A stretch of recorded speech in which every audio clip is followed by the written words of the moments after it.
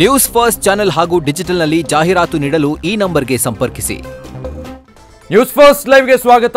ನಾನು ವಿಜಯ್ ವೀರಪ್ಪ. ಮೊದಲಿಗೆ ಹೆಡ್ಲೈನ್. -12%, -28% ತೆರಿಗೆ ಸ್ಲ್ಯಾಬ್ಗಳನ್ನು ತೆಗೆಯೋದಕ್ಕೆ ನಿರ್ಧಾರ. ದೇಶಾದ್ಯಂತ -5 ಮತ್ತು 18% ತೆರಿಗೆ ಸ್ಲ್ಯಾಬ್ಗಳು ಮಾತ್ರ ಇರುತ್ತೆ. ಜಿಎಸ್ಟಿ ಸಭೆಯಲ್ಲಿ ಮಹತ್ವದ ನಿರ್ಧಾರ. ಅಧಿಕೃತ ಆದೇಶ ಹೊರಡಿಸಿ ಜನರಿಗೆ ಗುಡ್ ನ್ಯೂಸ್ ಕೊಡೋದೊಂದೇ ಬಾಕಿ. ತಾಯಿ ಮುತ್ಯಾಲಮ್ಮ ಇದ್ದಾಳೆ, ಆಕೆಗೆ ಎಲ್ಲ ಒಪ್ಪಿಸಿದ್ದೇನೆ, ನ್ಯಾಯಾಂಗದ ಮೇಲೆ ನಂಬಿಕೆ ಇದೆ. ಈಗ ಬಿ ರಿಪೋರ್ಟ್ ಬಂದಿದೆ. ಆರ್ಎಂಸಿ ಯಾರ್ಡ್ ಮಹಿಳಾ ಅತ್ಯಾಚಾರ ಕೇಸಲ್ಲಿ ರಿಲೀಫ್ ಬಗ್ಗೆ ಶಾಸಕ ಮುನಿರತ್ನ ಸಂತಸ.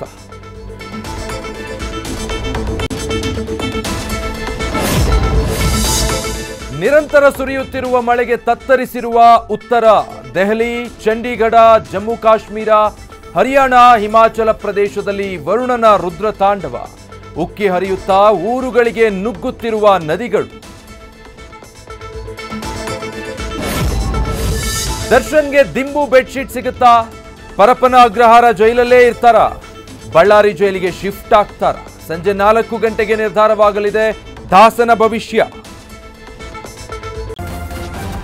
ನ್ಯೂಸ್ ಫಸ್ಟ್, ನಿರ್ಭೀತಿಯಿಂದ ನಿಮ್ಮ ಪರವಾಗಿ.